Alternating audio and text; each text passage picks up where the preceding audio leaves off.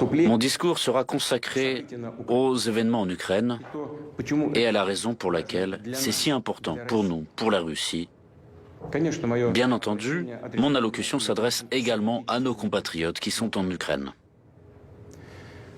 Je vais devoir parler longtemps et en détail. Cette question est très grave. La situation dans le Donbass est de nouveau critique, grave. Et aujourd'hui, je m'adresse à vous directement, non seulement pour faire le point sur ce qui se passe, mais aussi pour vous informer des décisions qui sont prises et d'éventuelles étapes ultérieures sur cette voie. Je voudrais souligner encore une fois que l'Ukraine n'est pas pour nous seulement un pays voisin. Elle fait partie intégrante de notre propre histoire, de notre culture et de notre espace spirituel. Il s'agit de nos camarades, de nos proches, parmi lesquels il y a non seulement nos collègues, amis et anciens compagnons d'armes, mais aussi nos parents et les personnes avec qui nous sommes liés par les liens du sang et de famille. Il y a longtemps, les gens peuplant les terres historiques du sud-ouest de l'ancienne Russie se désignaient comme Russes et orthodoxes. C'était le cas avant et après le XVIIe siècle, lorsque certains de ces territoires ont rejoint l'État russe. Il nous semble qu'en principe, nous savons tout cela, qu'il s'agit de faits connus de tous. Toutefois, pour comprendre ce qui se passe aujourd'hui, pour expliquer les motifs de la Russie et les objectifs que nous poursuivons, il faut dire au moins quelques mots sur l'histoire de cette question. Je vais commencer par le fait que l'Ukraine moderne a été entièrement créée par la Russie, ou plus précisément par la Russie bolchevique et communiste. Ce processus a commencé presque immédiatement après la révolution de 1917, et Lénine et ses compagnons l'ont fait d'une manière très grossière vis-à-vis de la Russie elle-même, par la voie de la séparation, de la sécession, en arrachant une partie des propres territoires qui étaient pour elle historiques. Les millions de personnes qui y vivaient, bien sûr, n'ont pas été interrogées sur quoi que ce soit. Ensuite, juste avant et après la Grande Guerre patriotique, Staline a rattaché à l'URSS et remis à l'Ukraine certaines terres qui appartenaient auparavant à la Pologne, à la Roumanie et à la Hongrie.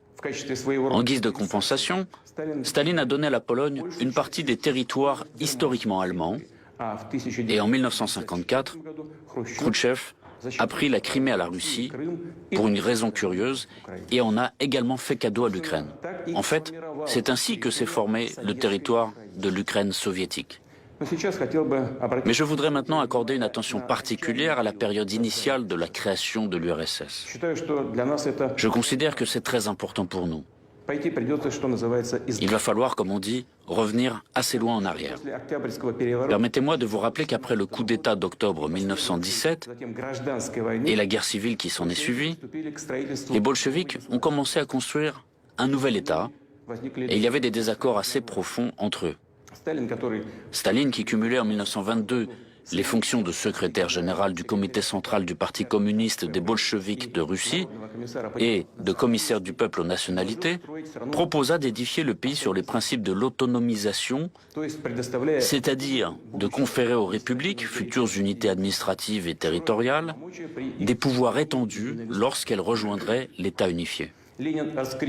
Lénine critiqua ce plan et proposa d'offrir des concessions aux nationalistes, ou comme il les appelait à l'époque, les indépendants.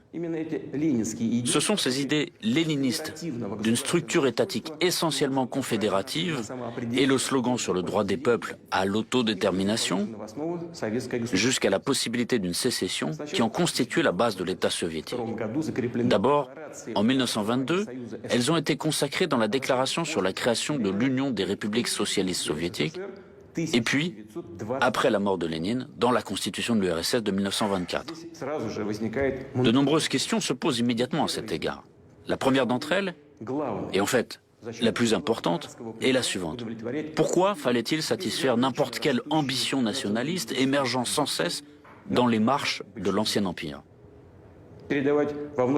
Céder d'immenses territoires à des unités administratives nouvellement créées et souvent configurées de manière arbitraire République de l'Union, qui n'avait aucun lien avec ceci.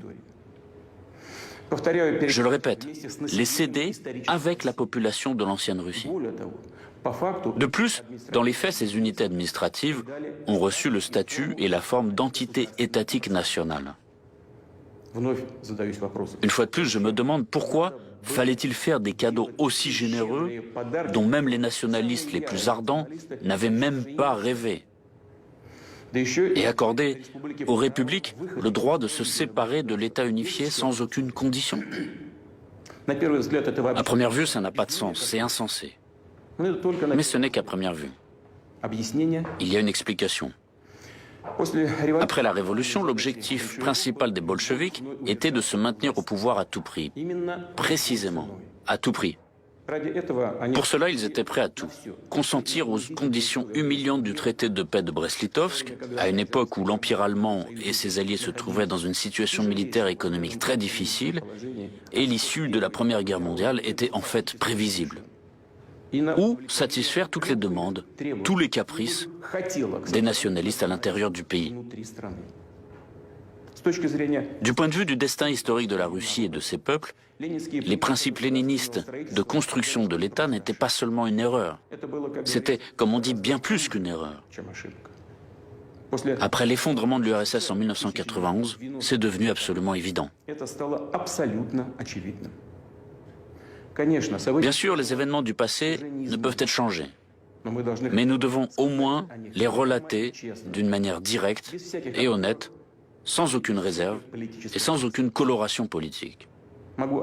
Je ne peux qu'ajouter que les motifs liés à la situation politique actuelle, aussi spectaculaires et avantageux qu'ils puissent paraître à un moment donné, ne doivent et ne peuvent en aucun cas constituer la base des principes fondamentaux de l'État.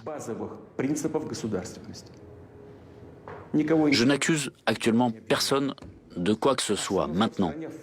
La situation dans le pays à l'époque, après la guerre civile et juste avant celle-ci, était incroyablement complexe et critique.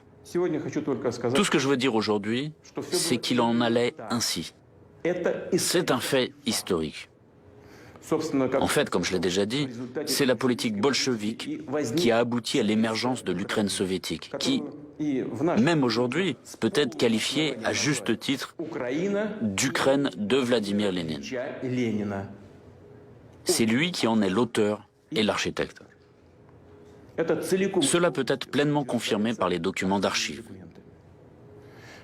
y compris les directives sévères de Lénine sur le Donbass, qui a été littéralement inséré de force dans l'Ukraine. Et maintenant, des descendants reconnaissants ont démoli des statues de Lénine en Ukraine. Ils appellent cela la décommunisation. Vous voulez la décommunisation? Bon, cela nous arrange. Mais il ne faut pas s'arrêter en chemin.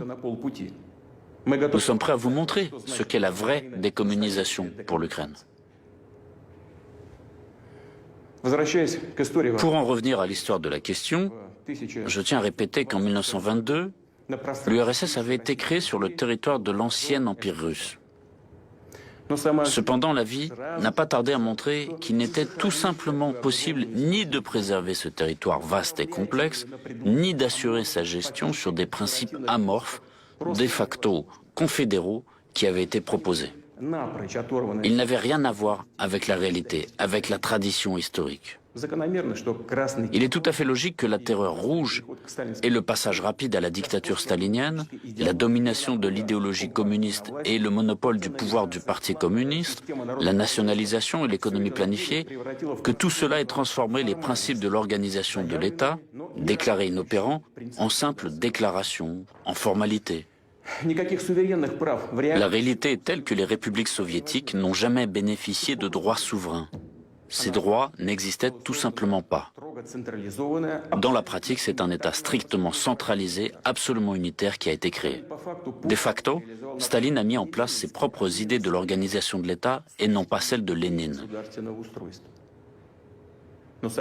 Mais il n'a pas amendé les principaux documents, la constitution du pays, et il n'a pas révisé formellement les principes de construction de l'URSS proclamés par Lénine.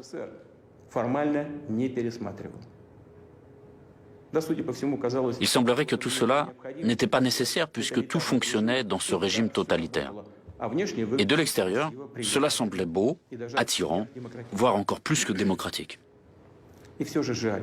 Il est bien dommage, malgré tout, que les cadres fondamentaux, des factos juridiques, la base de tout notre État, n'aient pas été débarrassés à temps des fantaisies odieuses, utopiques, inspirées par la Révolution, mais absolument destructrices pour tout pays normal. Personne n'a pensé à l'avenir, comme c'était souvent le cas chez nous. Il semblerait que les dirigeants du Parti communiste fussent sûrs d'avoir formé un système de gestion fiable, que leur politique eût définitivement réglé la question nationale. Mais les falsifications, les fausses interprétations, la manipulation de la conscience publique et le mensonge coûtent cher. Les ambitions nationalistes, telles une peste, n'ont pas disparu. Et leur bombe à retardement érodait l'immunité de l'État contre le nationalisme. Je tiens à répéter que cette bombe à retardement, c'était le droit de quitter l'URSS. Au début des années 1980, la question nationale revêt un caractère pressant, avec à l'arrière-plan des problèmes socio-économiques qui ne cessent de s'exacerber et une évidente crise de l'économie planifiée. Or, cette question nationale résultait non pas des attentes et des aspirations insatisfaites des peuples de l'URSS, mais des appétits croissants des élites locales. Au lieu de procéder à un examen profond de la situation, de prendre des mesures adéquates, en premier chef en économie, au lieu d'entamer la transformation progressive, réfléchie et équilibrée du système politique et de l'organisation de l'État, les dirigeants du PCUS se sont bornés à un verbiage sur la restauration du principe d'autodétermination nationale énoncé par Lénine. Qui plus est, la lutte pour le pouvoir au sein du parti poussait les partis en conflit dont le but était d'élargir leur base d'appui, à stimuler, à promouvoir sans réfléchir les humeurs nationalistes, les manipuler en promettant aux partisans tout ce qu'ils voulaient.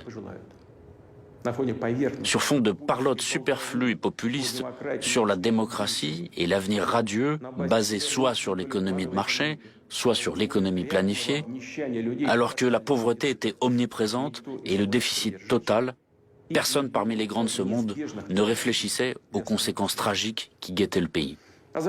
Par la suite, ils ont suivi les sentiers battus et, comme au tout début de l'URSS, ils ont privilégié les ambitions des élites nationalistes, grandies au sein du parti, et ils ont oublié que le PCUS ne pouvait plus, Dieu merci, recourir à de tels instruments comme la terreur d'État, la dictature stalinienne pour se maintenir au pouvoir et tenir le pays.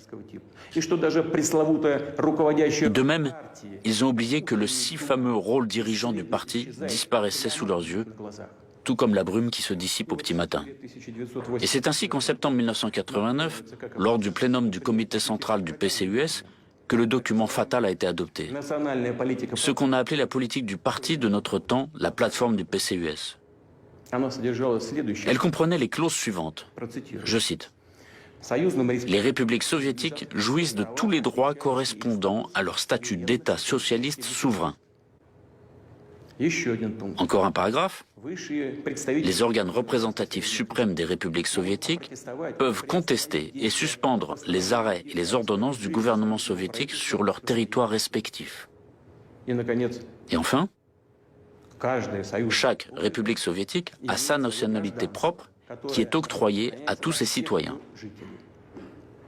Est-ce qu'il n'était pas assez évident sur quoi déboucheraient de telles formulations et solutions ? Ce n'est pas le moment ni le lieu de soulever les questions relatives aux droits publics ou constitutionnels, de donner la définition de la notion de citoyenneté. Il y a pourtant une question qui se pose. Pourquoi avait-on besoin d'ébranler encore plus le pays alors que la situation était difficile? Les faits sont là. Ainsi, le sort de l'URSS était quasiment scellé déjà 2 ans avant son effondrement. C'est aujourd'hui que les radicaux et les nationalistes, surtout ukrainiens, s'attribuent les mérites de l'indépendance de l'Ukraine. Nous voyons que ce n'est pas du tout ça.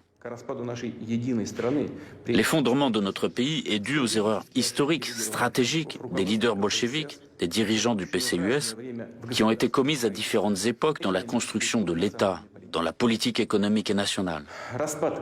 La désintégration de la Russie historique, dénommée URSS, pèse sur leur conscience. Malgré toutes les injustices, le mensonge et le pillage flagrant de la Russie, notre peuple, précisément le peuple, a reconnu les nouvelles réalités géopolitiques apparues après l'effondrement de l'URSS. Il a reconnu les nouveaux États indépendants. Non seulement il les a reconnus, car malgré la situation extrêmement compliquée, la Russie aidait ses partenaires de la CEI, les collègues ukrainiens compris, qui envoyaient de multiples demandes d'appui matériel depuis la déclaration de leur indépendance. Notre pays a octroyé un tel appui, tout en respectant la dignité et la souveraineté de l'Ukraine. Selon les experts, dont les appréciations sont confirmées par un simple calcul des prix sur nos hydrocarbures, des crédits préférentiels, des préférences économiques et commerciales octroyées par la Russie à l'Ukraine, sur la période de 1991 à 2003, le budget ukrainien a bénéficié d'à peu près 250 milliards de dollars. Et ce n'est pas tout. Vers la fin de 1991, la dette de l'URSS auprès des pays étrangers et des fonds internationaux était de presque 100 milliards de dollars. Au début, il était prévu que ces prêts seraient remboursés par toutes les républiques de l'ex-URSS de manière solidaire, proportionnellement à leur potentiel économique. Cependant, c'est la Russie qui s'est acquittée de l'ensemble de la dette soviétique. Ce processus a été définitivement clos en 2017. En échange, les nouveaux États indépendants devaient renoncer à leur part des actifs soviétiques à l'étranger et en décembre 1994, des accords en ce sens ont été conclus avec l'Ukraine. Cependant, Kiev n'a pas ratifié ces accords et plus tard a tout simplement refusé de s'y conformer, réclamant des actifs en diamants et en or, ainsi que les biens et d'autres actifs de l'ex-URSS à l'étranger. Et pourtant, malgré tous les problèmes bien connus, la Russie a toujours coopéré avec l'Ukraine de façon ouverte, franche et, je le répète, dans le respect de ses intérêts. Nos liens se sont développés dans divers domaines. Ainsi, en 2011, le volume de nos échanges commerciaux bilatéraux dépassait 50 milliards de dollars. Je note qu'en 2019, c'est-à-dire avant la pandémie, le volume des échanges commerciaux de l'Ukraine avec les pays de l'Union européenne était inférieur à ce niveau. Dans le même temps, il était manifeste que les autorités ukrainiennes préfèrent agir de manière à avoir tous les droits et les avantages dans leurs relations avec la Russie, sans pour autant remplir aucune obligation. L'esprit d'assistanat, qui revêtait parfois chez les autorités de Kiev un caractère tout à fait désinvolte, a commencé à prévaloir sur le partenariat. Il suffit de se rappeler le chantage permanent en matière de transit de l'énergie ou encore le vol pur et simple de gaz. J'ajouterai encore que Kiev a essayé d'utiliser le dialogue avec la Russie comme prétexte pour marchander avec l'Occident, le faisant chanter par un rapprochement avec Moscou pour obtenir des avantages, disant que sinon, l'influence russe sur l'Ukraine allait grandir. En même temps, c'est dès le début, je tiens à le souligner, dès les premières étapes, que les autorités ukrainiennes ont commencé à construire leur État sur la négation de tout ce qui nous unit. Elles ont cherché à transformer la conscience, à déformer la mémoire historique de millions de personnes, des générations entières vivant en Ukraine. Il n'est pas étonnant que la société ukrainienne ait été confrontée à la montée d'un nationalisme extrême qui a vite pris la forme d'une russophobie agressive et du néonazisme. D'où la participation des nationalistes et des néonazis ukrainiens aux bandes terroristes agissant dans le Caucase du Nord. De là, les revendications territoriales de plus en plus fortes contre la Russie. Des forces extérieures ont également joué leur rôle, qui, à l'aide d'un vaste réseau d'ONG de services spéciaux, ont cultivé leur clientèle ukrainienne et porté au pouvoir leurs représentants. Il faut comprendre que l'Ukraine, en fait, n'a jamais eu de tradition étatique stable. Et dès 1991, elle s'est lancée dans le copiage mécanique des systèmes d'autres pays, sans rapport avec l'histoire et les réalités ukrainiennes. Les institutions politiques étatiques n'ont cessé de se remodeler au profit des clans qui s'étaient vite formés avec leurs propres intérêts égoïstes, n'ayant rien à voir avec les intérêts du peuple ukrainien. Le sens même du soi-disant choix pro-occidental de civilisation fait par les autorités oligarchiques ukrainiennes n'était pas et n'est pas de créer les meilleures conditions pour le bien-être du peuple, mais de préserver, grâce aux services rendus obséquieusement aux rivaux géopolitiques de la Russie, des milliards de dollars volés aux Ukrainiens et cachés par les oligarques dans les banques occidentales. Certains groupes financiers industriels, ainsi que les représentants politiques et les partis qu'ils ont pris en charge financièrement dès le début, s'appuyaient sur les nationalistes et les extrémistes. D'autres prenaient en parole de bonnes relations avec la Russie, la diversité culturelle et linguistique, et arrivaient au pouvoir grâce aux voix des citoyens qui soutenaient sincèrement ces aspirations, y compris celles des millions d'habitants du Sud-Est. Mais une fois parvenus à leur poste et fonctions, ils trahissaient immédiatement leurs électeurs, renonçaient à leurs promesses électorales et menaient leur politique sous la dictée des extrémistes, parfois persécutant leurs alliés d'hier, à savoir les associations qui prônaient le bilinguisme et la coopération avec la Russie. Ils profitaient du fait que les gens qui les soutenaient étaient en général respectueux des lois, d'opinion modérée, habitués à faire confiance aux autorités, et que, contrairement aux extrémistes, ils ne recouraient pas à la violence et aux actes illégaux. Les extrémistes, à leur tour, devenaient de plus en plus insolents, année après année. Leurs réclamations devenaient de plus en plus conséquentes. Il s'est avéré facile pour eux d'imposer encore et encore leur volonté aux autorités faibles qui, elles-mêmes infectées par le virus du nationalisme et de la corruption, remplacer avec adresse les véritables intérêts culturels, économiques et sociaux du peuple, la véritable souveraineté de l'Ukraine, par toutes sortes de spéculations et sur une base nationaliste et par des symboles ethnographiques. Aucune structure étatique stable ne s'est développée en Ukraine. Les procédures politiques, électorales, ne servent que de couverture, d'écran pour la répartition du pouvoir et des biens entre les différents clans oligarchiques. La corruption, qui sans aucun doute est un défi et un problème pour de nombreux pays, dont la Russie, a revêtu un caractère tout à fait particulier en Ukraine. Elle a littéralement imprégné, corrodé tout le système, toutes les branches du pouvoir. Les extrémistes ont profité du mécontentement justifié du peuple, ils ont enfourché les manifestations et en 2014 ont poussé le Maïdan au coup d'État.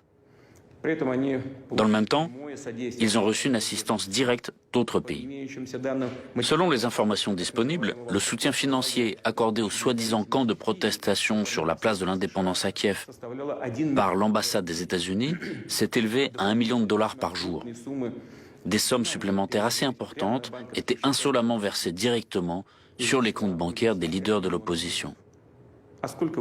Il s'agit de dizaines de millions de dollars. Et combien les personnes blessées, les familles des gens morts durant les affrontements provoqués dans les rues et sur les places de Kiev et d'autres villes ont-elles reçu? Il vaut mieux ne pas le demander. Les extrémistes qui ont pris le pouvoir ont organisé la persécution, instauré une véritable terreur contre tous ceux qui s'opposaient aux actions anticonstitutionnelles. Des responsables politiques, des journalistes, des personnalités publiques étaient maltraités, publiquement humiliés. Les villes ukrainiennes ont été submergées par une vague de pogroms et de violences, une série de meurtres retentissants et impunis. Impossible de se rappeler sans frémir l'horrible tragédie d'Odessa, où les participants à la manifestation pacifique ont été brutalement assassinés, brûlés vifs dans la maison des syndicats. Les criminels qui ont commis cette atrocité n'ont pas été punis. Personne ne les recherche. Mais nous connaissons leurs noms. Et nous ferons tout pour les punir, les retrouver et les traduire en justice. Le Maïdan n'a pas rapproché l'Ukraine de la démocratie et du progrès. Le coup d'État commis, les nationalistes et les forces politiques qui les soutenaient ont définitivement mis la situation dans l'impasse. Ils ont poussé l'Ukraine dans l'abîme de la guerre civile. 8 ans après ces événements, le pays est dévisé. L'Ukraine traverse une grave crise socio-économique. Selon les organisations internationales, en 2019, près de 6 millions d'Ukrainiens, je souligne qu'il s'agit d'environ 15% de l'ensemble de la population du pays, pas uniquement celle qui est active, ont été contraints de partir à l'étranger pour trouver du travail. Et bien souvent, pour des emplois non qualifiés payés à la journée. Autre fait révélateur, depuis 2020, pendant la pandémie, plus de 60 000 médecins et autres professionnels de santé ont quitté le pays. Depuis 2014, les tarifs de l'eau ont augmenté de près d'un tiers. Ceux de l'électricité ont été multipliés. Ceux du gaz, pour les ménages, ont augmenté des dizaines de fois. Beaucoup de gens n'ont tout simplement pas d'argent pour payer les services communaux. Ils sont obligés de survivre, littéralement. Que s'est-il passé? Pourquoi tout cela se passe-t-il? La réponse est évidente, parce que la dot reçue non seulement de l'ère soviétique, mais encore de l'Empire russe, a été engouffrée et répartie dans les poches de certains. Des dizaines et des centaines de milliers d'emplois ont été détruits, et ces emplois, grâce notamment à une coopération étroite avec la Russie, permettaient aux gens d'avoir un revenu stable et d'apporter des recettes fiscales. Des industries telles que la construction mécanique, la construction d'équipements, l'industrie électronique, les constructions navales et aéronautiques, soit sont en stagnation, soit ont été complètement détruites, alors qu'elles étaient autrefois un motif de fierté non seulement de l'Ukraine, mais de l'Union soviétique tout entière. Le chantier naval de la mer Noire de Nikolaev a été liquidé en 2021, là où les premiers chantiers navals avaient été fondés sous Catherine II. Le célèbre consortium Antonov n'a produit aucun avion de série depuis 2016. Et l'usine Yuzhmash, spécialisée dans la production de matériel spatial et de fusées, s'est trouvée au bord de la faillite, tout comme la série de Kremenchuk. Cette triste liste n'est pas exhaustive. En ce qui concerne le système de transport de gaz créé par toute l'Union soviétique, il s'est tellement détérioré que son fonctionnement comporte de grands risques et des dommages environnementaux. Et à cet égard, une question se pose. La pauvreté, le désespoir, la perte de potentiel industriel et technologique. Est-ce ce fameux choix de civilisation pro-occidentale qui, depuis de nombreuses années, est utilisé pour tromper et duper des millions de personnes en leur promettant le jardin d'Éden? En réalité, tout s'est résumé au fait que l'effondrement de l'économie ukrainienne s'accompagne d'un pillage ouvert des citoyens du pays. Et l'Ukraine elle-même a simplement été conduite sous contrôle externe. Il s'effectue non seulement sur ordre des capitales occidentales, mais aussi, comme on dit, directement sur place, à travers tout un réseau de conseillers étrangers, d'organismes à but non lucratif et d'autres institutions déployées en Ukraine. Ils influent directement toutes les décisions en matière du personnel, toutes les branches et les niveaux de pouvoir, du pouvoir central jusqu'au pouvoir municipal, les sociétés publiques et les grandes entreprises telles que Naftogaz, Ukrenergo, les chemins de fer ukrainiens, Ukroboronprom, la poste ukrainienne, l'administration des ports maritimes de l'Ukraine. Il n'y a tout simplement pas de justice indépendante en Ukraine. À la demande de l'Occident, les autorités de Kiev ont cédé aux représentants des organisations internationales le droit prioritaire de choisir les membres des organes judiciaires supérieurs, le Conseil de justice et la Commission de qualification des juges. En outre, l'ambassade des États-Unis supervise directement l'Agence nationale pour la prévention de la corruption, le Bureau national anticorruption, le Bureau du procureur spécialisé dans la lutte contre la corruption et la Cour supérieure anticorruption. Tout cela est fait sous de bons prétextes, pour améliorer l'efficacité de la lutte contre la corruption. C'est bien joli, mais où sont les résultats? La corruption qui fleurissait auparavant fleurit aujourd'hui de plus belle. Les Ukrainiens eux-mêmes sont-ils informés de toutes ces méthodes de gestion? Comprennent-ils que leur pays ne se trouve même pas sous un protectorat politique et économique, mais est réduit au niveau d'une colonie avec un régime fantoche? La privatisation de l'État a conduit au fait que le pouvoir, qui se qualifie de pouvoir de patriote, a perdu son caractère national et pas à pas amène le pays à la perte totale de souveraineté. Le cap est maintenu vers une dérussification et une assimilation forcée. La Rada publie sans cesse de nouveaux actes discriminatoires. La loi sur les peuples dits autochtones est déjà en vigueur. Il a été clairement indiqué aux personnes qui se considèrent comme russes et souhaitent préserver leur identité, leur langue et leur culture qu'elles étaient étrangères en Ukraine. Conformément aux lois sur l'enseignement et sur le fonctionnement de la langue ukrainienne en tant que langue officielle, le russe est expulsé des écoles, de toutes les activités publiques, jusqu'aux magasins ordinaires. La loi dite de lustration, la purification du pouvoir, a permis de se débarrasser des fonctionnaires indésirables. Il y a de plus en plus d'actes qui donnent aux forces de l'ordre ukrainiennes des raisons d'exercer une répression violente de la liberté d'expression et du non-conformisme et de persécuter les opposants. Le monde connaît la triste pratique des sanctions unilatérales et illégitimes contre d'autres États, des personnes physiques et morales étrangères. En Ukraine, ils ont dépassé leurs professeurs occidentaux et ont inventé un outil tel que des sanctions contre leurs propres citoyens, entreprises, chaînes de télévision, autres médias et même des députés du Parlement. À Kiev, ils continuent de préparer les représailles contre l'Église orthodoxe ukrainienne du patriarcat de Moscou. Et ce n'est pas une évaluation mue par les émotions, c'est ce que disent les décisions et les documents concrets. Les autorités ukrainiennes ont cyniquement transformé la tragédie de la scission ecclésiale en un outil de politique nationale. Les dirigeants actuels du pays ne répondent pas aux demandes des citoyens ukrainiens d'abroger les lois qui portent atteinte aux droits des croyants. De plus, de nouveaux projets de loi qui vont contre les intérêts du clergé et des millions de paroissiens de l'Église orthodoxe ukrainienne du patriarcat de Moscou ont été enregistrés à la Rada. Je parlerai de la Crimée plus spécifiquement. Les habitants de la péninsule ont fait leur libre choix, celui d'être avec la Russie. Les autorités de Kiev n'ont rien à opposer à cette volonté claire et précise de la population. C'est pourquoi elles misent sur des actions agressives, sur l'activation des cellules extrémistes, y compris des organisations islamiques radicales, sur l'envoi de groupes subversifs pour l'organisation d'attentats contre des infrastructures critiques, pour l'enlèvement de citoyens russes. Nous avons des preuves directes que de telles actions agressives sont menées avec le soutien de services secrets étrangers. L'Ukraine a adopté une nouvelle stratégie militaire en mars 2021. Ce document est presque entièrement consacré à la confrontation avec la Russie. Il vise à impliquer des États étrangers dans le conflit avec notre pays. Cette stratégie prévoit l'organisation en fait d'une activité clandestine terroriste en Crimée russe et sur le territoire de Donbass.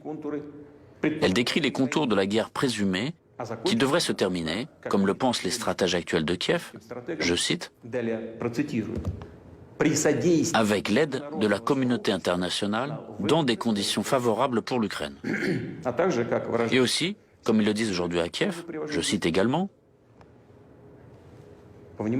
écoutez attentivement, je vous prie, avec le soutien militaire de la communauté internationale dans une confrontation géopolitique avec la Fédération de Russie.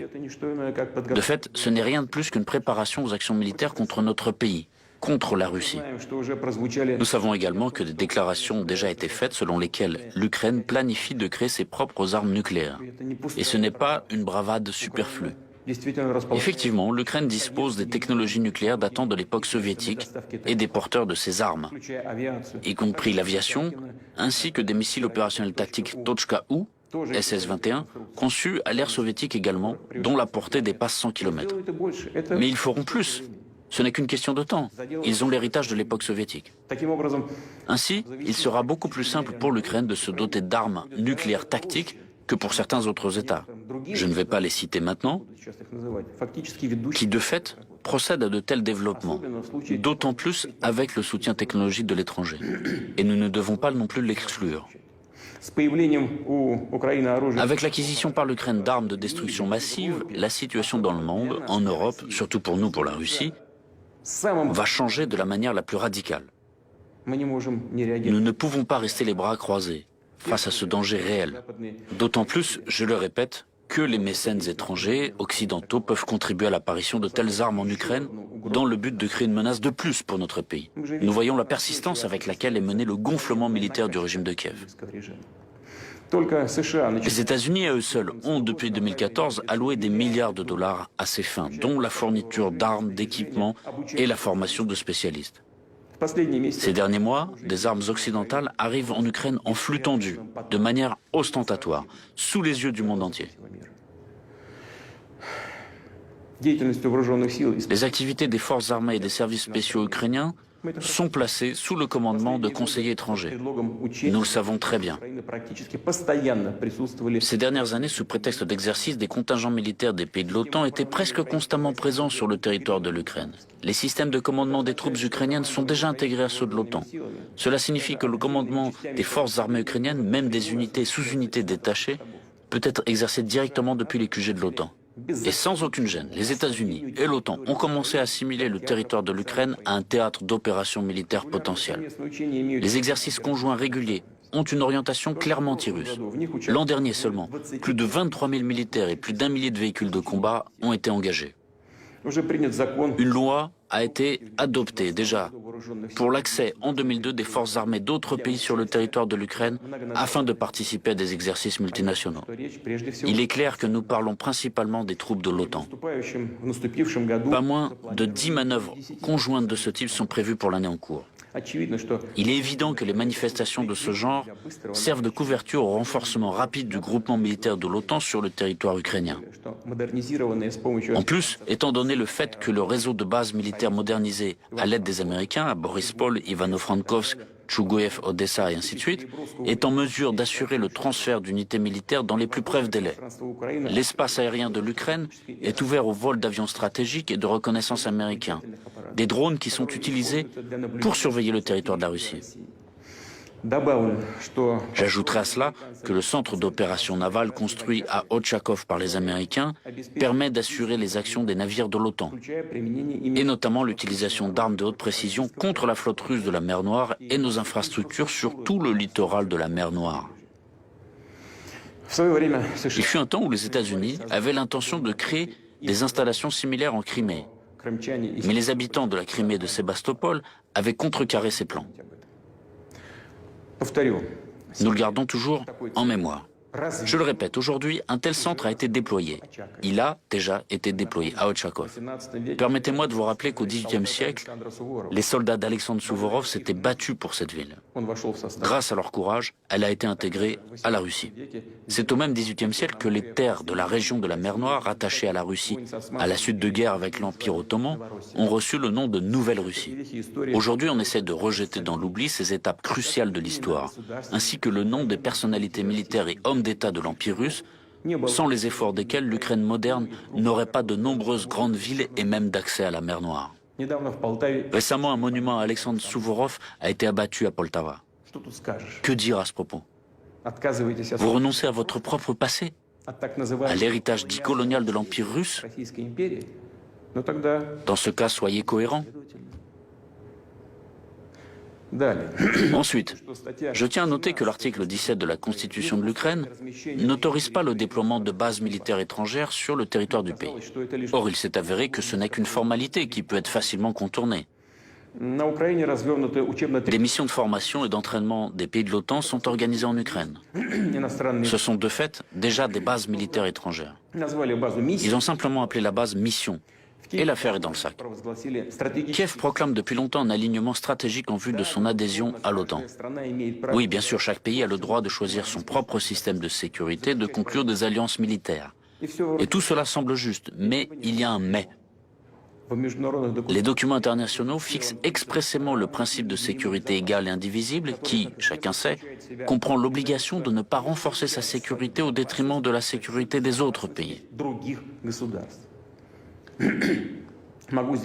Je peux également me référer ici à la Charte de la sécurité européenne de l'OSCE de 1999, adoptée à Istanbul, et à la déclaration d'Astana de l'OSCE de 2010. En d'autres termes, le choix des moyens visant à assurer la sécurité ne doit pas constituer une menace pour les autres pays. Or, l'adhésion de l'Ukraine à l'OTAN représente une menace directe pour la sécurité de la Russie. Je tiens à vous rappeler que déjà, en avril 2008, lors du sommet de Bucarest de l'Alliance de l'Atlantique Nord, les États-Unis ont fait adopter la décision selon laquelle l'Ukraine, et d'ailleurs la Géorgie, deviendraient membres de l'OTAN. De nombreux alliés européens des États-Unis étaient déjà bien conscients de tous les risques d'une telle perspective, mais avaient dû se résigner à la volonté de leurs partenaires supérieurs. Les Américains les ont simplement utilisés pour mener une politique manifestement anti-russe. Un certain nombre d'États membres de l'Alliance sont encore maintenant très sceptiques quant à l'adhésion de l'Ukraine à l'OTAN. En même temps, dans certaines capitales européennes, on nous fait comprendre. Pourquoi vous vous inquiétez? Cela n'arrivera littéralement pas demain. En fait, nos partenaires américains en parlent aussi. Eh bien, répondons-nous, si ce n'est pas demain, ce sera après-demain. Qu'est-ce que ça change d'un point de vue de perspective historique? Au fond, rien du tout. De plus, Nous sommes informés de la position et des propos de dirigeants américains selon lesquels des hostilités ouvertes dans l'est de l'Ukraine n'excluent pas la possibilité pour ce pays de rejoindre l'OTAN, s'il peut répondre aux critères de l'Alliance de l'Atlantique Nord et éliminer la corruption. En même temps, ils essaient de nous convaincre encore et encore que l'OTAN est une alliance éprise de paix et strictement défensive. Prétendument, il n'y aurait aucune menace pour la Russie. Et ils nous proposent de les croire sur parole, une fois de plus. Mais nous connaissons la valeur réelle de telles paroles. En 1990, lors des discussions sur la question de la réunification allemande, les États-Unis ont promis aux dirigeants soviétiques que la juridiction ou la présence militaire de l'OTAN ne s'étendrait pas d'un pouce vers l'Est et que la réunification de l'Allemagne ne conduirait pas à l'extension de l'organisation militaire de l'OTAN vers l'Est. C'est une citation. Ils nous ont dit beaucoup de choses. Ils nous ont donné des assurances verbales. Et tout cela s'est avéré une promesse vaine. Plus tard, ils ont commencé à nous assurer que l'adhésion des pays d'Europe centrale et orientale à l'OTAN ne ferait qu'améliorer les relations avec Moscou, soulagerait ces pays des craintes concernant un difficile héritage historique et, qui plus est, créerait même une ceinture d'États amis de la Russie. Et c'est exactement le contraire qui s'est passé. Les autorités de certains pays d'Europe de l'Est, qui faisaient commerce de la russophobie, ont apporté à l'Alliance leurs complexes et leurs stéréotypes sur la menace russe. Ils ont insisté sur le renforcement des capacités de défense collective qui doivent être déployées principalement contre la Russie. Et tout cela s'est produit dans les années 1990 et au début des années 2000, lorsque grâce à la transparence et à notre bonne volonté, les relations entre la Russie et l'Occident étaient à un niveau élevé. La Russie a rempli toutes ses obligations. Notamment, elle a retiré ses troupes d'Allemagne, des pays d'Europe centrale et orientale, et a ainsi apporté une énorme contribution pour surmonter l'héritage de la guerre froide. Nous avons constamment proposé différentes options de coopération, y compris dans le cadre du Conseil Russie-OTAN et de l'OSCE. De plus, je dirais maintenant une chose dont je n'ai jamais parlé en public. Je le dis pour la première fois.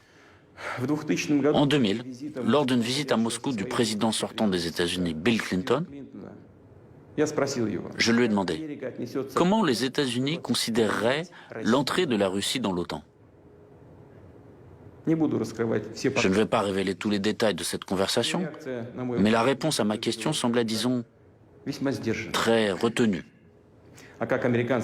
Et quelle était réellement la réaction des Américains face à cette possibilité? Ça se voit dans les faits, dans les mesures prises à l'égard de notre pays.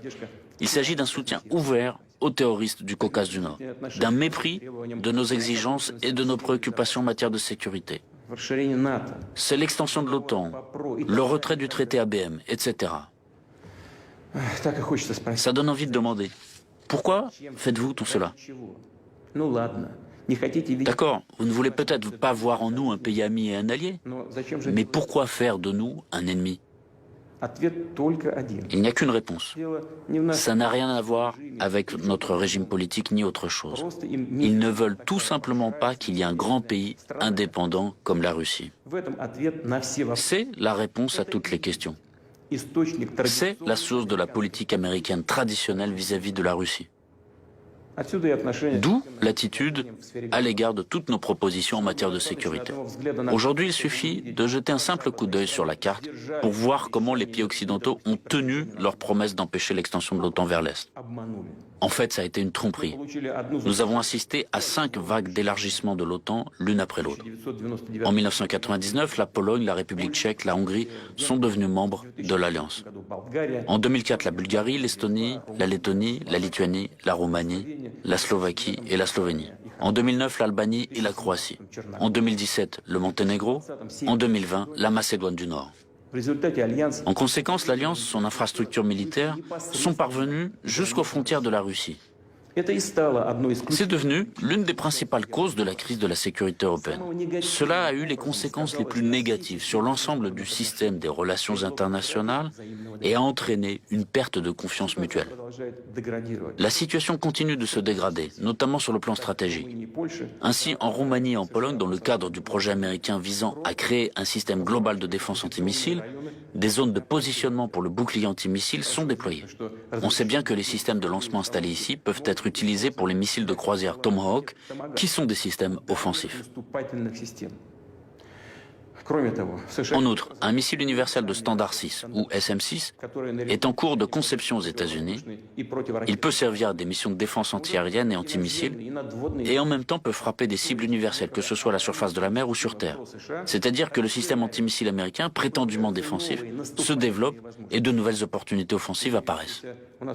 Les informations dont nous disposons donnent de bonnes raisons de croire que l'adhésion de l'Ukraine à l'OTAN et le déploiement ultérieur des installations de l'Alliance nord-atlantique là-bas est une question déjà résolue. C'est une question de temps. Nous comprenons clairement qu'avec un tel scénario, le niveau de menace militaire pour la Russie augmentera considérablement. Et j'attire particulièrement votre attention sur le fait que le danger d'une frappe soudaine contre notre pays augmentera fortement.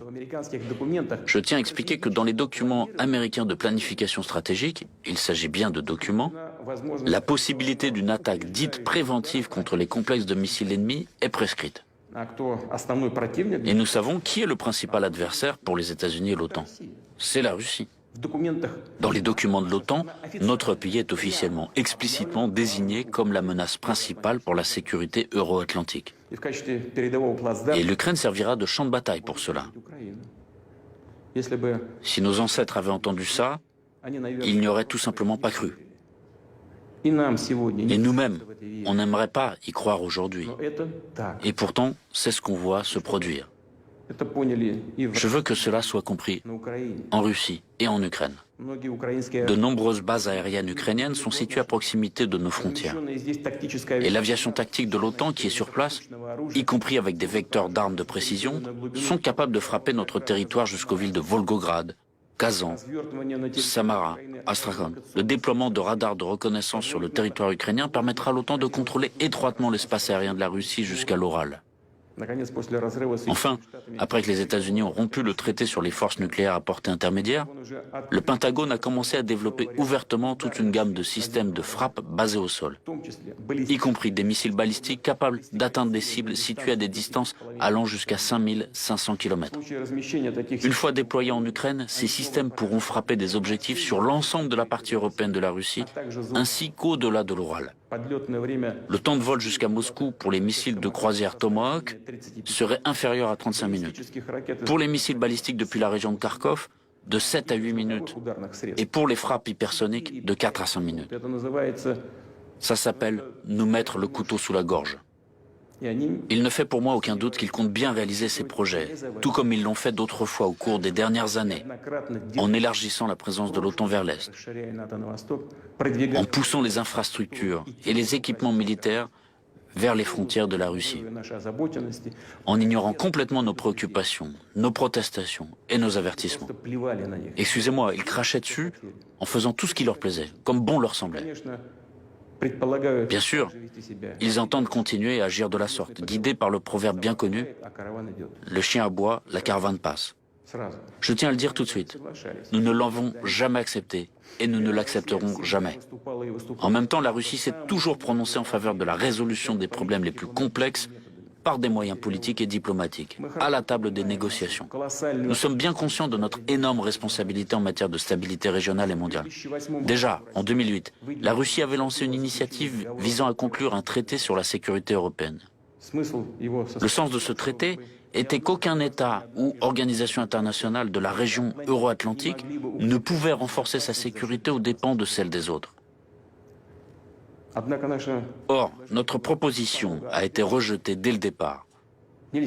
On ne saurait permettre à la Russie de limiter l'activité de l'OTAN. Par ailleurs, on nous a dit explicitement que seuls les membres de l'Alliance de l'Atlantique Nord pouvaient avoir des garanties de sécurité juridiquement contraignantes. En décembre dernier, nous avons transmis à nos partenaires occidentaux un projet de traité entre la Fédération de Russie et les États-Unis sur les garanties de sécurité, ainsi qu'un projet d'accord sur les mesures de sécurité entre la Fédération de Russie et les États membres de l'OTAN. Les États-Unis et l'OTAN ont répondu par de nombreuses généralités. Il y avait quelques points rationnels, mais ils portaient tous sur des questions secondaires et ressemblaient plutôt à une tentative d'étouffer la discussion et de la faire dévier. Nous avons réagi de manière conséquente en soulignant notre volonté de suivre la voie de la négociation, mais à condition que toutes les questions soient examinées comme un tout, sans les séparer des principales propositions russes, des propositions fondamentales.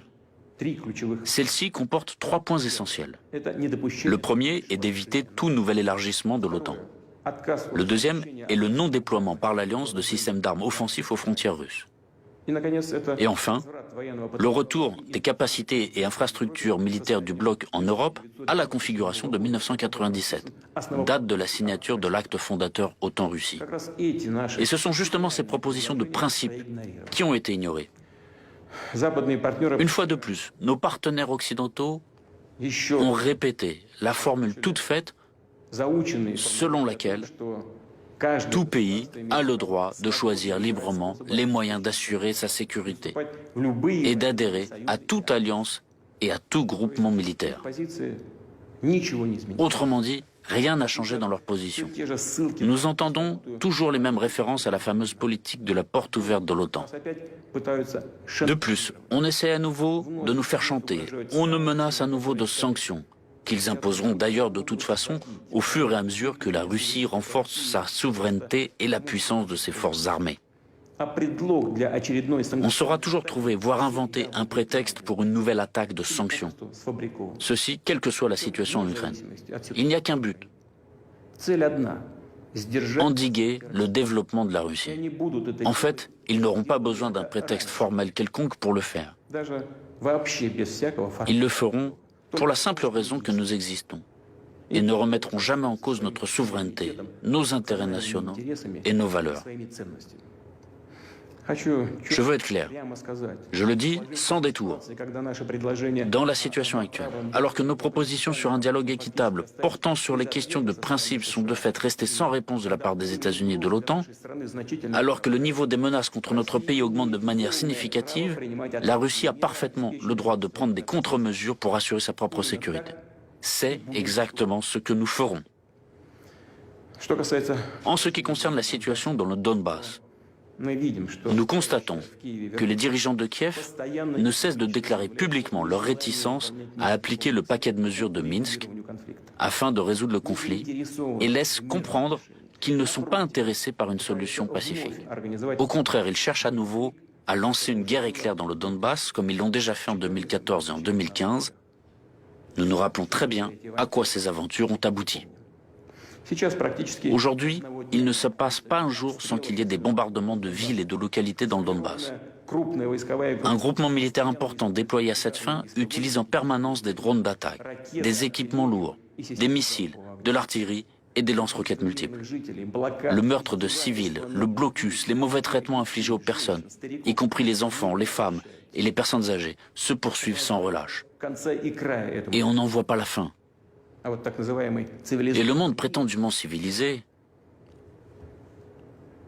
dont nos collègues occidentaux se sont autoproclamés les seuls représentants, préfère ne pas s'en apercevoir.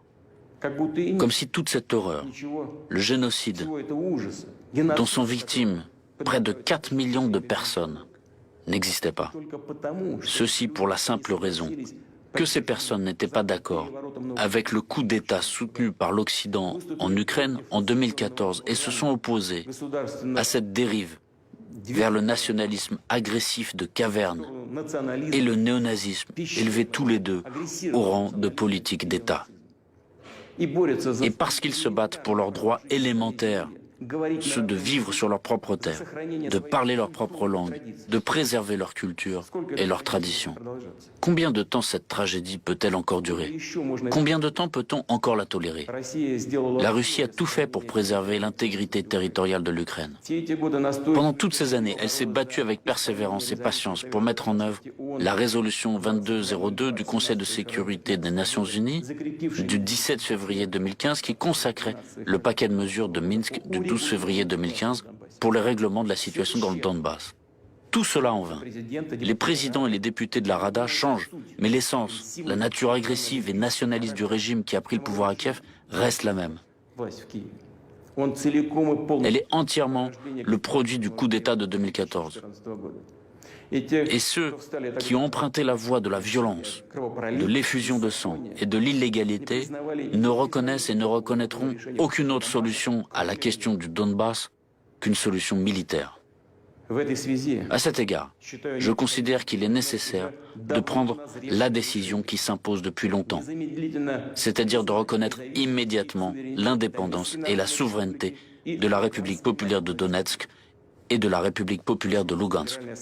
Je demande à l'Assemblée fédérale de la Fédération de Russie de soutenir cette décision et de ratifier ensuite des traités d'amitié et d'assistance mutuelle avec les deux républiques. Ces deux documents seront préparés et signés le plus rapidement possible. Quant à ceux qui ont pris et détiennent le pouvoir à Kiev, nous exigeons qu'ils cessent immédiatement les hostilités. Dans le cas contraire, toute la responsabilité de la poursuite éventuelle de l'effusion de sang reposera entièrement sur la conscience du régime au pouvoir en Ukraine. En annonçant ces décisions prises aujourd'hui, je suis confiant dans le soutien des citoyens de Russie et de toutes les forces patriotiques du pays. Je vous remercie pour votre attention. Bonjour à tous, je vous en prie. De revenir sur les événements tragiques qui se déroulent dans le Donbass et sur les questions clés liées à la sécurité de la Russie.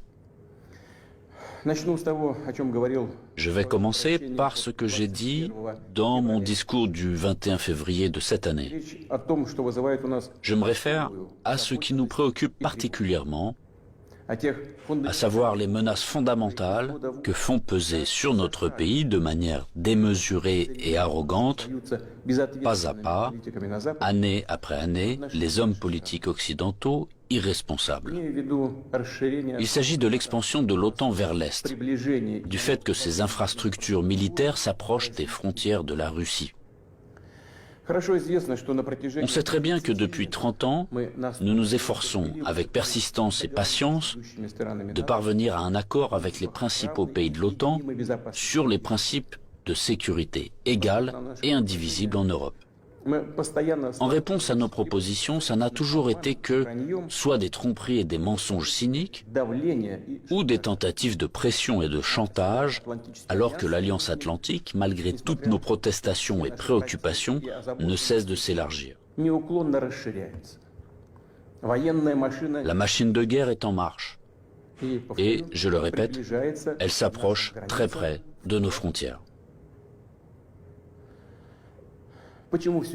Pourquoi tout cela arrive-t-il?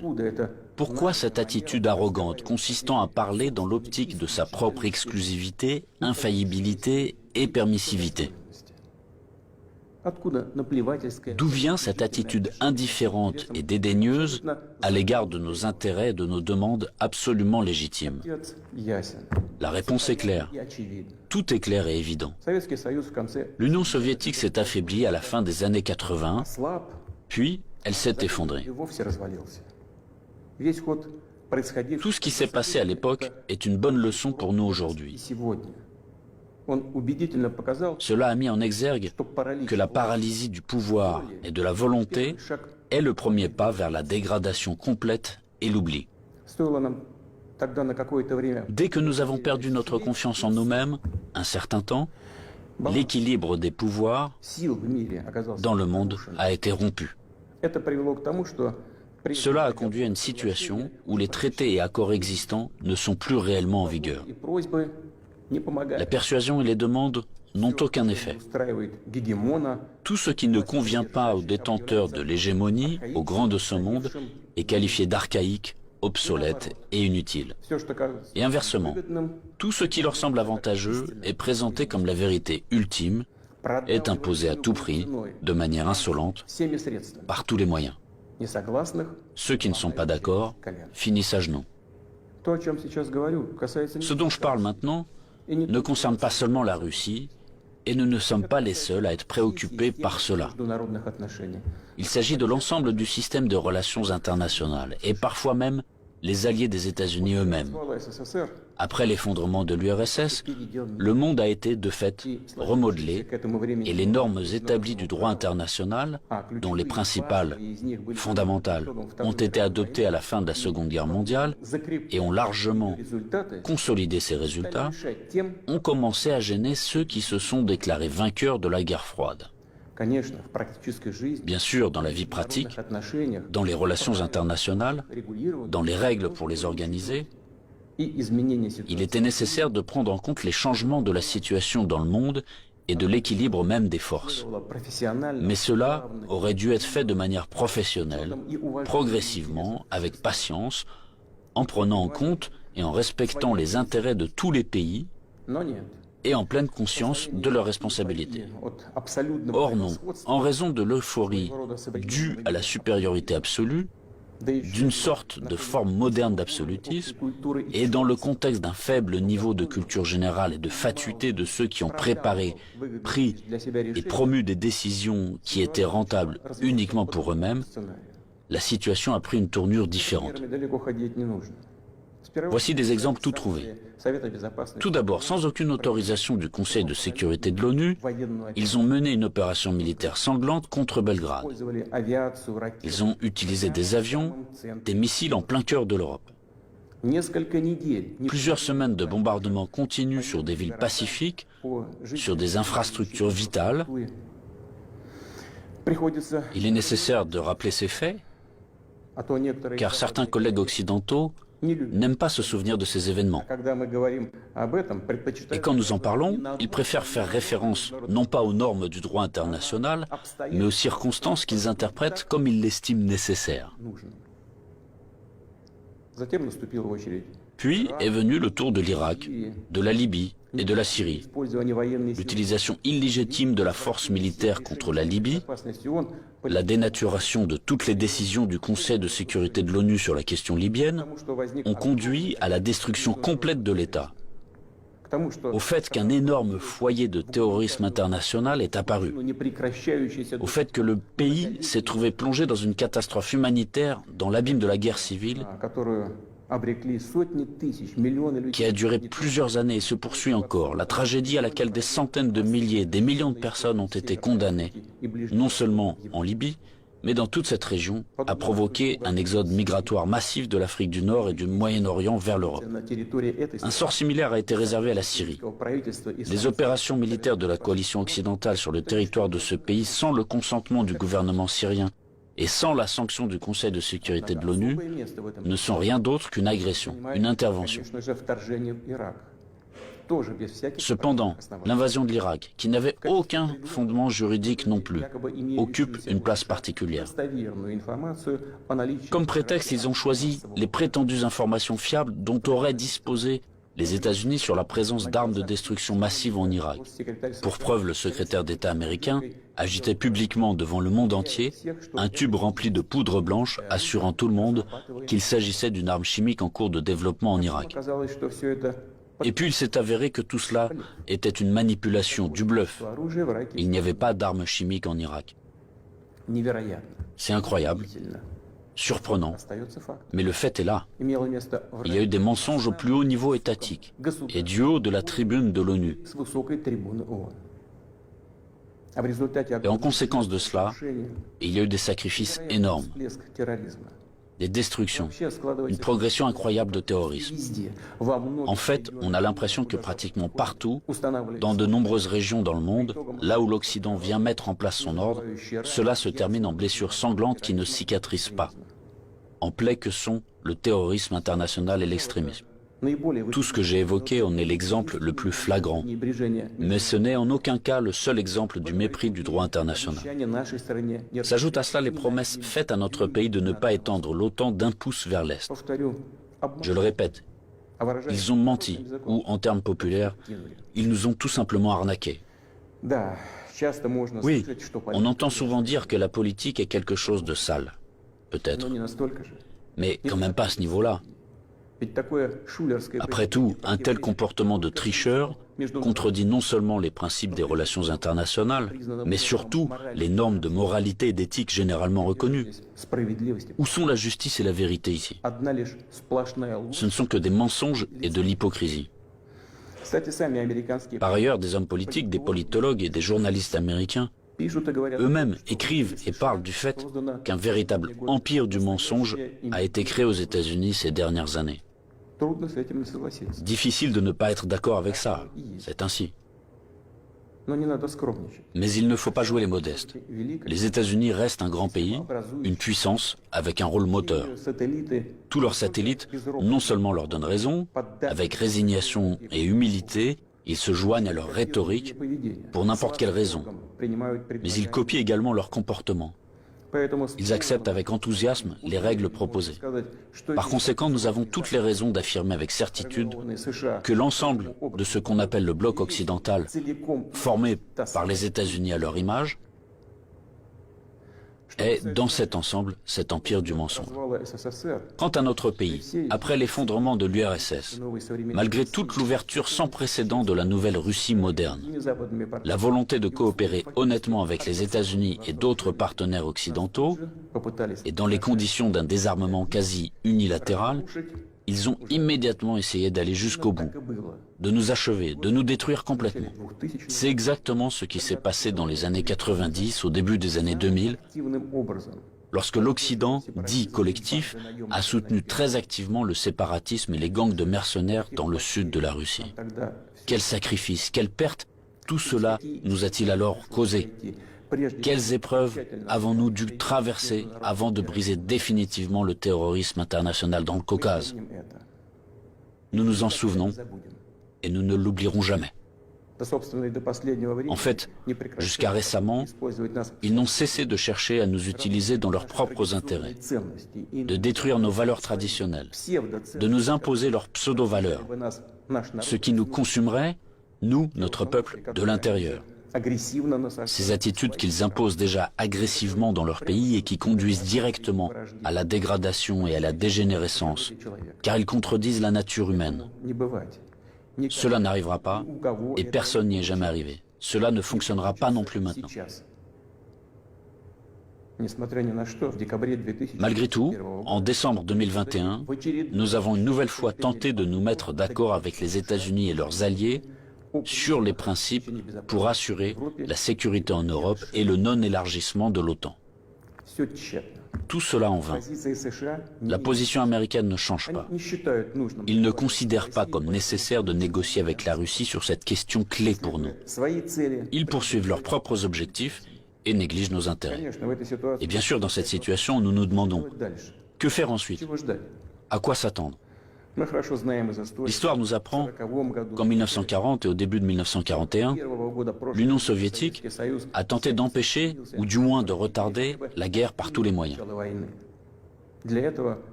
Pour ce faire, elle a essayé littéralement jusqu'à la dernière minute de ne pas provoquer un agresseur potentiel, elle n'a pas pris ou reporté les mesures les plus nécessaires et les plus évidentes visant à se préparer et repousser une attaque inévitable.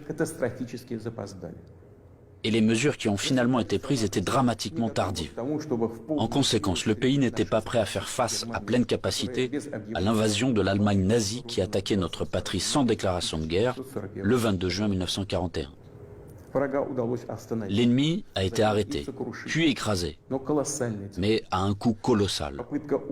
La tentative d'amadouer l'agresseur à la veille de la Grande Guerre patriotique s'est avérée être une erreur qui a coûté cher à notre peuple. Au cours des premiers mois de la guerre, nous avons perdu de vastes territoires stratégiquement importants et des millions de personnes. Nous ne ferons pas une telle erreur une deuxième fois. Nous n'en avons pas le droit. Ceux qui revendiquent la domination mondiale publiquement, en toute impunité et, je le souligne, sans aucune justification, nous déclarent, nous, la Russie, leur ennemi. En effet, ils disposent aujourd'hui de grandes capacités financières, scientifiques, technologiques et militaires. Nous en sommes conscients et nous évaluons objectivement les menaces qui nous sont adressées constamment dans le domaine de l'économie, ainsi que notre capacité à résister à ce chantage impudent et permanent. Je le répète, nous les évaluons sans illusion, de manière très réaliste.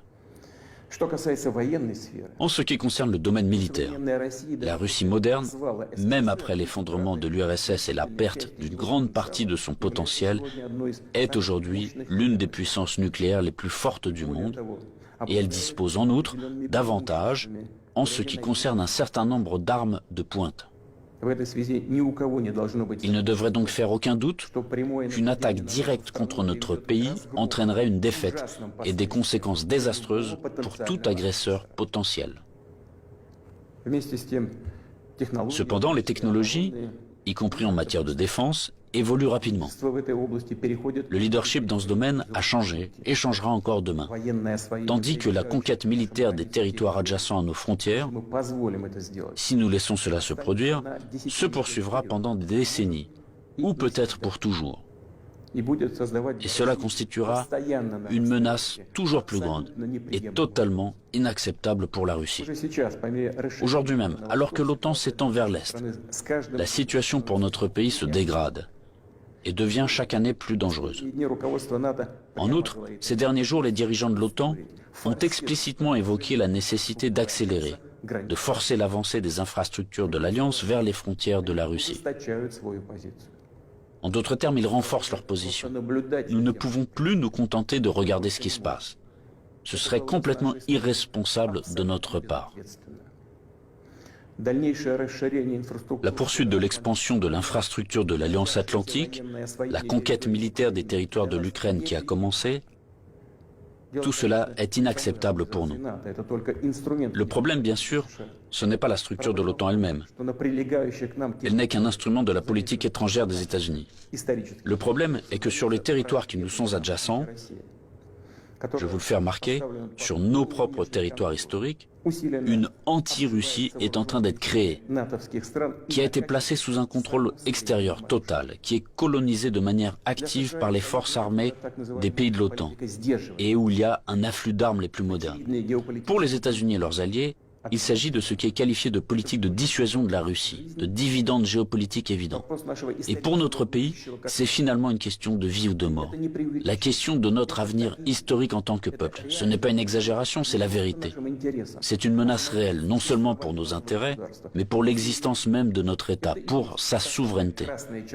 C'est cette même ligne rouge dont on a parlé à plusieurs reprises. Ils l'ont franchie. Par conséquent, il faut parler de la situation dans le Donbass.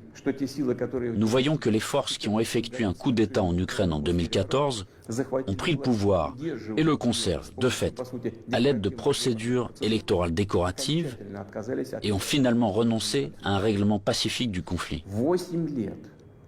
Pendant 8 années infiniment longues, nous avons fait tout notre possible pour que la situation soit résolue par des moyens pacifiques et politiques. Tout cela en vain.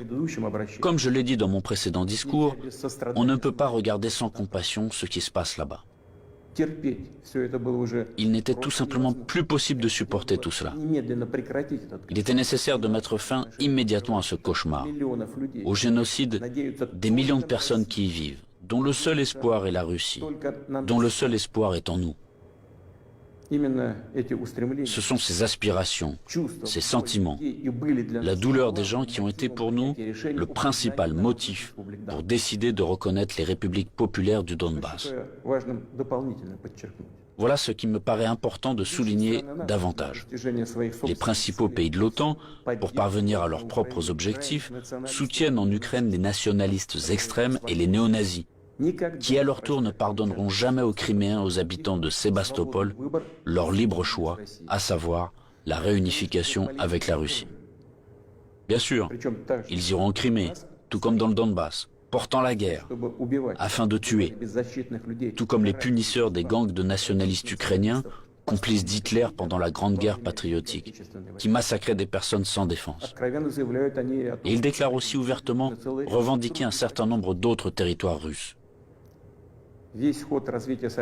Tout le cours des événements et l'analyse des informations reçues montrent que l'affrontement de la Russie avec ses forces est inévitable. Ce n'est qu'une question de temps. Ils se préparent, ils attendent le moment favorable. Maintenant, ils revendiquent également la possession d'armes nucléaires. Nous ne laisserons pas faire ça. Comme je l'ai déjà mentionné auparavant, après l'effondrement de l'URSS, la Russie a accepté de nouvelles réalités géopolitiques. Nous respectons et nous traiterons avec respect tous les pays nouvellement formés dans l'espace post-soviétique. Nous respectons et respecterons leur souveraineté, comme en témoigne l'aide que nous avons apportée au Kazakhstan, qui a fait face à des événements tragiques et à un défi lancé à son statut d'État et à son intégrité.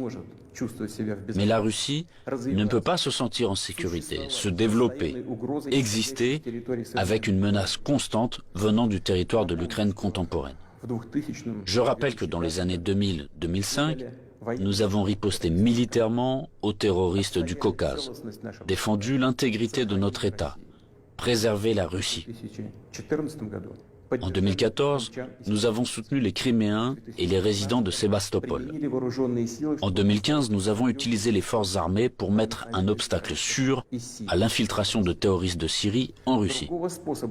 Nous n'avions pas d'autre moyen de nous protéger. La même chose se produit à l'heure actuelle. On ne nous a tout simplement pas laissé d'autres possibilités de protéger la Russie, notre peuple, à l'exception de celles que nous devrons utiliser aujourd'hui. Les circonstances exigent que nous prenions des mesures décisives et immédiates. Les républiques populaires du Donbass ont demandé de l'aide à la Russie. À cet égard, conformément à l'article 51, partie 7 de la Charte des Nations Unies, conformément à l'autorisation votée par le Sénat de la Fédération de Russie et en application des traités d'amitié et d'assistance mutuelle avec la République populaire de Donetsk et la République populaire de Lugansk, ratifiés par l'Assemblée fédérale le 22 février dernier, j'ai décidé de mener une opération militaire spéciale. Son objectif est de protéger les personnes qui souffrent des abus et du génocide de la part du régime de Kiev depuis 8 ans. À cette fin, nous nous efforcerons de démilitariser et de dénazifier l'Ukraine et de poursuivre en justice ceux qui ont commis des crimes nombreux et sanglants contre des civils, y compris des citoyens de la Fédération de Russie. Dans le même temps, nous ne planifions pas d'occuper des territoires ukrainiens. Nous n'avons pas l'intention d'imposer quoi que ce soit à qui que ce soit par la force. Cependant, nous entendons de plus en plus souvent dire en Occident que les documents signés par le régime totalitaire soviétique qui instaurèrent les résultats de la Seconde Guerre mondiale ne devraient plus être appliqués. Eh bien, quelle est la réponse à cette question? Les résultats de la Seconde Guerre mondiale sont sacrés, tout comme les sacrifices de notre peuple sur l'autel de la victoire sur le nazisme. Et cela ne contredit pas les hautes valeurs des droits de l'homme et des libertés fondées sur les réalités de toutes les décennies d'après-guerre. Cela n'annule pas non plus le droit des peuples à l'autodétermination stipulé par l'article 1er de la Charte des Nations Unies. Je tiens à vous rappeler que ni lors de la création de l'URSS, ni après la Seconde Guerre mondiale, personne n'a jamais demandé aux habitants de certains territoires faisant partie de l'Ukraine d'alors comment ils voulaient eux-mêmes organiser leur vie. Notre politique est fondée sur la liberté de choix permettant à chacun de déterminer en toute indépendance son propre avenir et celui de ses enfants. Et nous considérons qu'il est important que ce droit, le droit de faire son choix, puisse être exercé par tous les peuples vivant sur le territoire de l'Ukraine contemporaine, par tous ceux qui le souhaitent. À cet égard, je m'adresse également aux citoyens ukrainiens. En 2014, la Russie a été obligée de protéger les habitants de Crimée et de Sébastopol de ceux que vous traitez vous-même de nazis. Les habitants de Crimée et de Sébastopol ont choisi de rejoindre leur patrie historique, la Russie, et nous l'avons soutenu. Je le répète, il était tout simplement impossible de faire autrement.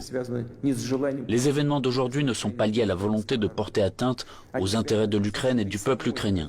Ils sont liés à la nécessité de protéger la Russie elle-même contre ceux qui ont pris l'Ukraine en otage et tentent de l'utiliser contre notre pays et son peuple.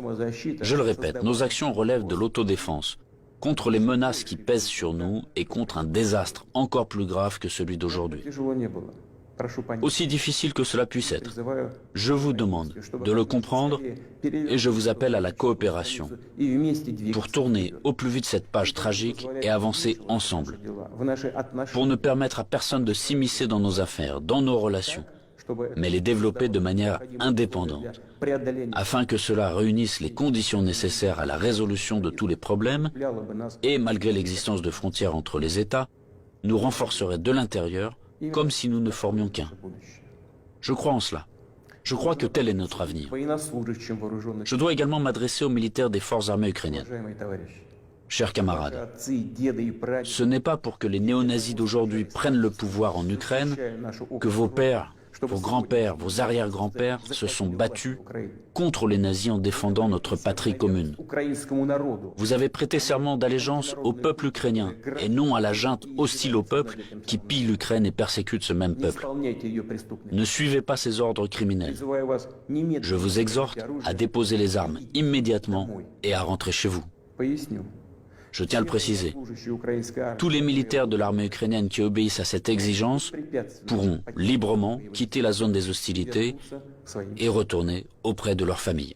Une fois de plus, j'insiste fortement, toute responsabilité pour une éventuelle effusion de sang reposera entièrement sur la conscience du régime au pouvoir sur le territoire de l'Ukraine. Maintenant, quelques mots importants, très important pour ceux qui seraient tentés de s'ingérer dans les événements en cours.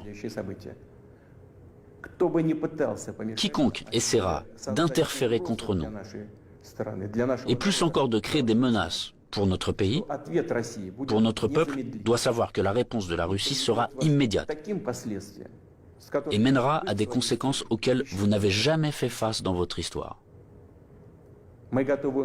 Nous sommes prêts à n'importe quelle évolution de la situation. Toutes les décisions nécessaires à cet égard ont été prises. J'espère être entendu. Chers citoyens russes, le bien-être, l'existence même d'États et de peuples entiers, leur succès, leur viabilité, trouvent toujours leur origine dans le puissant système des racines englobant leur culture et leurs valeurs. L'expérience et les traditions de leurs ancêtres, et bien sûr, dépendent directement de la capacité à s'adapter rapidement à une vie en constante évolution, de la cohésion de la société, de sa volonté de se consolider, de rassembler toutes les forces pour aller de l'avant. Les forces sont toujours nécessaires, toujours. Mais la force peut être de qualités diverses. La politique de l'empire du mensonge que j'ai évoquée au début de mon intervention repose avant tout sur la force brutale et directe. Dans de telles situations, nous disons, quand il y a de la force, pas besoin d'avoir quelque chose dans la tête. Or, nous savons que la vraie force réside dans la justice et la vérité, qui sont de notre côté. Et s'il en est ainsi, alors il est difficile de ne pas être d'accord avec le fait que c'est la force et la volonté de se battre qui sont les fondements de l'indépendance et de la souveraineté. Les fondations nécessaires et uniquement sur lesquelles on peut construire son avenir de manière fiable, construire sa maison, fonder sa famille, sa patrie. Chers compatriotes, je suis convaincu que les soldats et les officiers des forces armées russes fidèles à leur pays accompliront leur devoir avec professionnalisme et courage. Je ne doute pas que tous les niveaux du pouvoir et les spécialistes responsables de la stabilité de notre économie,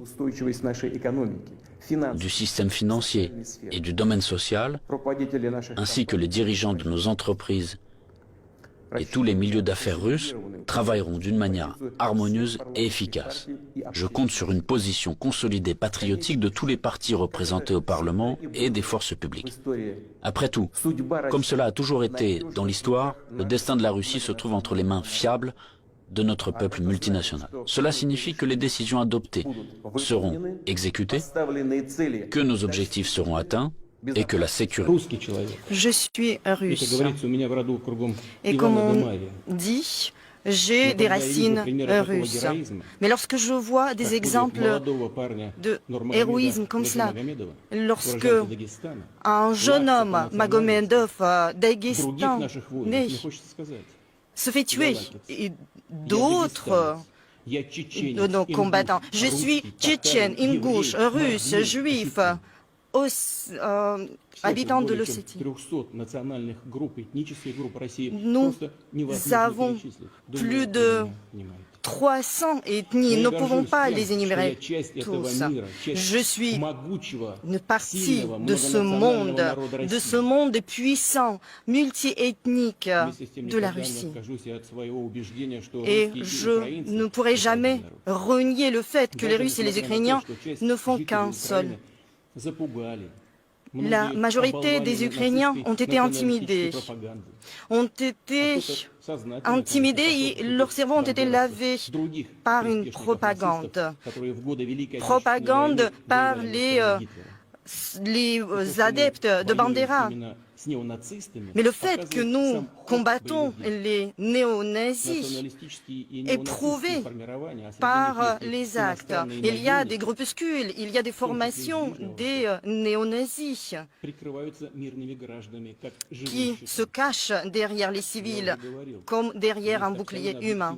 J'ai déjà dit, il existe des données qui prouvent que le matériel lourd des armements est mobilisé dans des quartiers résidentiels.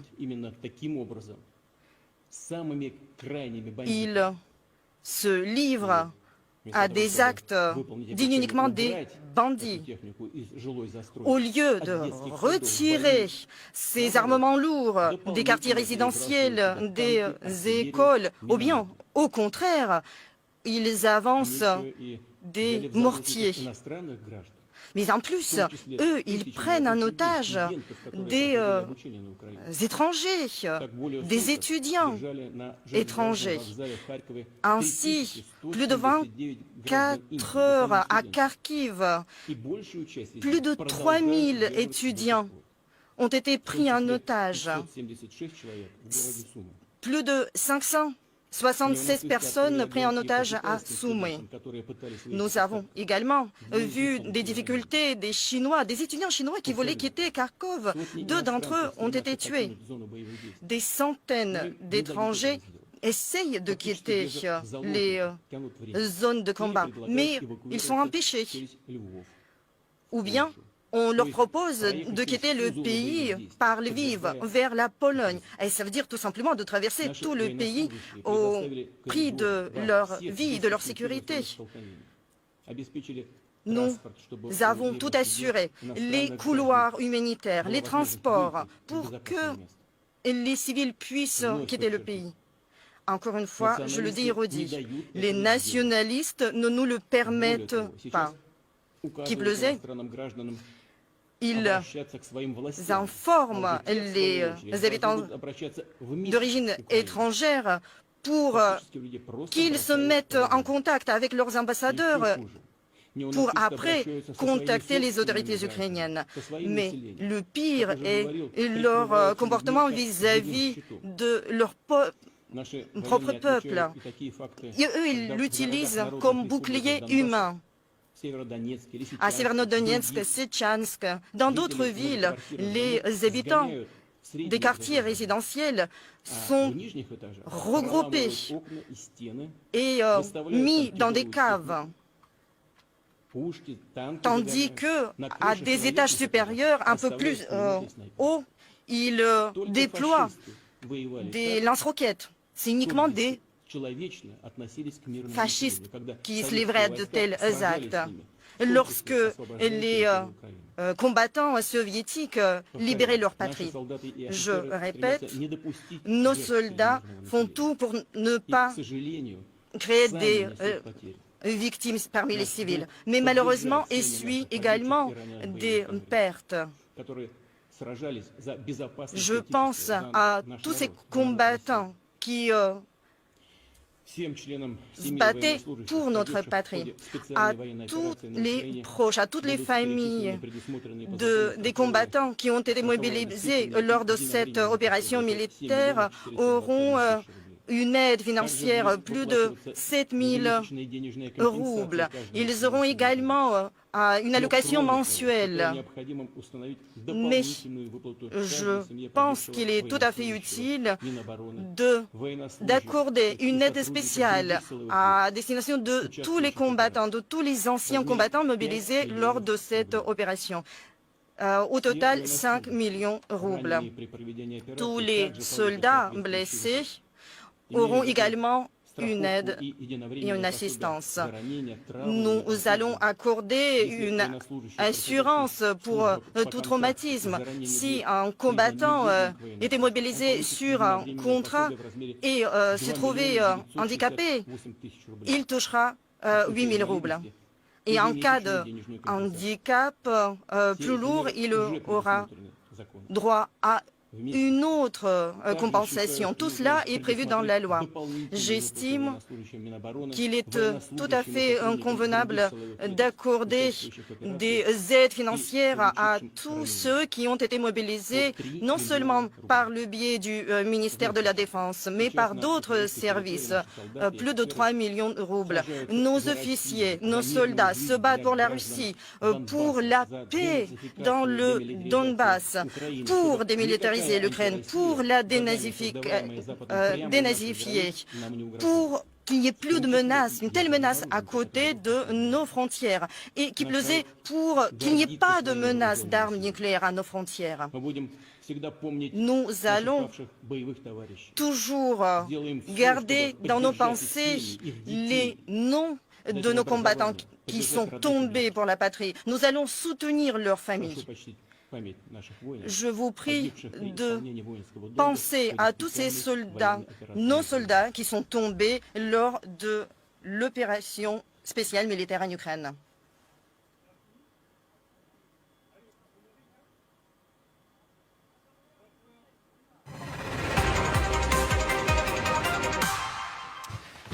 Bonsoir à tous. Héroïque, le colonel Bergade, dans la région de Volnovakha, a réussi à percer plusieurs rangs de défense que les nationalistes renforçaient et construisaient pendant près de 8 ans. Le commandant de l'unité de chars, Viktor Sakurik, a pu détruire 5 chars. Le 25 février, à Tchuginka, le commandant de la compagnie 165, le capitaine Alexei Lovkin, s'est heurté à l'unité des nationalistes qui comptait 15 chars et plusieurs véhicules blindés. En attaquant, il a pu éliminer la totalité de ses équipements et il a pu remporter la victoire dans ce combat. Et il a été le héros. Et Ganji Magomedov, malheureusement, reçoit cette distinction posthume. Il était ferme en commandant ses troupes et il protégeait ses soldats. Il a été gravement blessé, mais il a combattu jusqu'à la fin. Il a fait sauter la grenade pour se sacrifier et tuer également l'ennemi. Car c'est le combat contre les néo-nazis qui tuent les Russes. Vous savez, je suis profondément russe. Mais quand je vois ces exemples héroïques comme Ganji Magomedov, qui était venu du Daghestan, et je veux dire que je suis du Daghestan, je suis du Tchétchène, je suis russe, je suis tatar, je suis mordvine, je suis ossétine, car il y a plus de 300 groupes ethniques en Russie, et je ne peux pas même les énumérer tous, mais c'est un seul peuple puissant de la Russie. Mais je ne renoncerai jamais à ma conviction que les Russes et les Ukrainiens forment un seul et même peuple. Même si beaucoup d'habitants en Ukraine ont subi cet écervellement et cette propagande de la part des ultranationalistes, partisans de Bandera ou autres qui étaient du côté de Hitler pendant la Seconde Guerre mondiale. Et notre combat contre les néo-nazis est prouvé par le déroulement des hostilités. Il y a des unités de néo-nazis et les mercenaires étrangers, y compris du Proche-Orient. Ils se protègent avec des boucliers humains. J'ai déjà dit qu'il y avait des données qui montrent qu'ils placent le matériel militaire lourd dans les villes, dans les zones habitées. Et ce sont donc les bandits, au lieu de remplir leurs engagements et de retirer leur matériel de ces zones habitées, des hôpitaux ou d'autres sites. Au contraire, ils en amènent plus, davantage. Et en plus, ils prennent en otage des citoyens étrangers, y compris des milliers de jeunes étudiants qui étaient étudiants en Ukraine pendant plus de 24 heures. Ils retenaient à la gare à Kharkiv plus de 170 étudiants indiens. Ils continuent à les détenir et 500 personnes assommées. Les néo-nazis ont tiré sur les étudiants chinois qui essayaient de quitter Kharkiv et 2 d'entre eux ont été blessés. Je voudrais répéter que des centaines d'étrangers voudraient quitter les zones de combat, mais on ne les laisse pas faire. Ils les prennent en otage ou ils leur proposent d'aller via la Pologne, c'est-à-dire de traverser la totalité de la zone des combats, ce qui mettrait leur vie en péril. Nos militaires ont proposé et fourni des couloirs pour passer dans toutes les zones de combat et même des transports pour pouvoir évacuer les étrangers en lieu sûr. Je tiens à souligner une fois de plus, ce sont les nationalistes qui empêchent de le faire. Et je dirais même davantage, ils disent aux étrangers de s'adresser à leurs autorités de leur pays qui devraient s'adresser au ministère des Affaires étrangères ukrainien. Donc ces gens sont juste laissés sous le feu. Et les néo-nazis se comportent de manière encore pire avec leurs propres citoyens. Et ils les utilisent comme boucliers humains. Nos militaires voient que dans des villes des républiques populaires de Donbass, à Severodonetsk, Lysychansk et autres, il y a même des habitants qui sont placés à un étage intermédiaire, tandis que sous leurs pieds, au rez-de-chaussée, le matériel militaire, les canons sont placés et au-dessus, sur le toit, il y a des snipers. Seuls les fascistes se comportaient de manière aussi inhumaine quand les troupes soviétiques les combattaient, et notamment en libérant le territoire ukrainien. Je continue, je confirme que nos militaires font tout pour éviter des pertes humaines de ces représentants, notamment représentants étrangers, et malheureusement, ils y laissent leur vie, parce que nous voulons soutenir tous ceux qui ont combattu avec nous. Et pour tous les militaires qui prennent part à cette opération spéciale en Ukraine, il y aura des versements de 7 221 000 roubles. Il y aura une compensation mensuelle pour la famille de chaque soldat tombé au combat. Et je considère qu'il faudrait aussi avoir un versement pour les membres de tous ceux qui ont participé, pour les membres de famille de tous ceux qui ont participé. Il s'agit d'une enveloppe de 5 millions de roubles. Et tous les blessés auront également des versements d'assurance et invalidité si le militaire qui était un militaire professionnel ne peut plus continuer son contrat, il recevra 2 600 000 roubles. Si l'incapacité et l'invalidité est constatée, il y aura des versements mensuels. Je considère qu'il faudrait prévoir aussi des versements supplémentaires aux militaires de la défense, d'autres unités des forces qui ont été blessées jusqu'à 3 millions de roubles. Je tiens à souligner à nouveau que nos soldats et officiers combattent sur le territoire ukrainien pour la Russie, pour la vie, pour les habitants du Donbass, pour la dénazification, pour la démilitarisation, pour qu'aucune anti-Russie créée par l'Occident depuis des années à nos frontières ne puisse nous menacer, et notamment par les armes nucléaires comme c'était le cas dernièrement.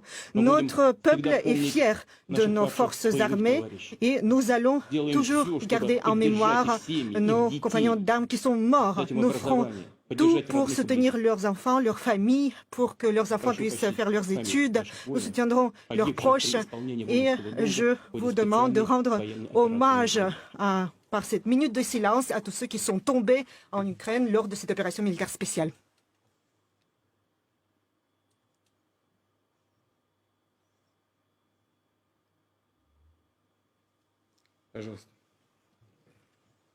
Je vous en prie.